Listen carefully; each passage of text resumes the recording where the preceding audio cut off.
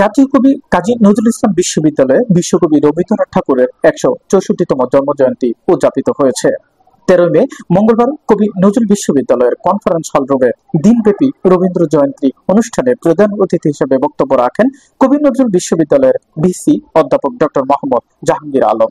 বাংলা সাহিত্য জগতের বহুমুখী প্রতিভার উজ্জ্বল নক্ষত্র রবীন্দ্রনাথ ঠাকুর বাংলা সাহিত্যকে আন্তর্জাতিক পর্যায়ে অনন্য উচ্চতার শিখরে পৌঁছে দিয়েছেন রবীন্দ্রনাথ।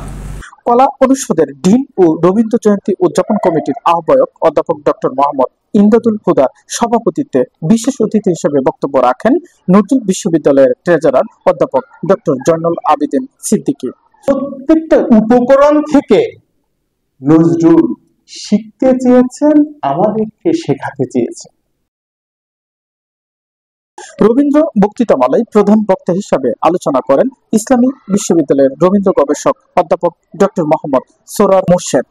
তাকে প্রত্যাখ্যান করো, তাকে তুচ্ছ করো, তাকে চুনে ফেলে দাও। ভৌতিক প্রান্ত থেকে কেন্দ্রে গেছে।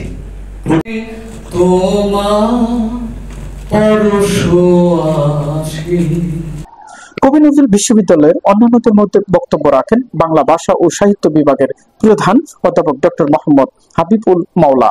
অনুষ্ঠানে স্বাগত বক্তব্য রাখেন রবীন্দ্র জয়ন্তী অনুষ্ঠানের সদস্য সচিব ও সঙ্গীত বিভাগের বিভাগীয় প্রধান অধ্যাপক ডক্টর সুশান্ত কুমার সরকার।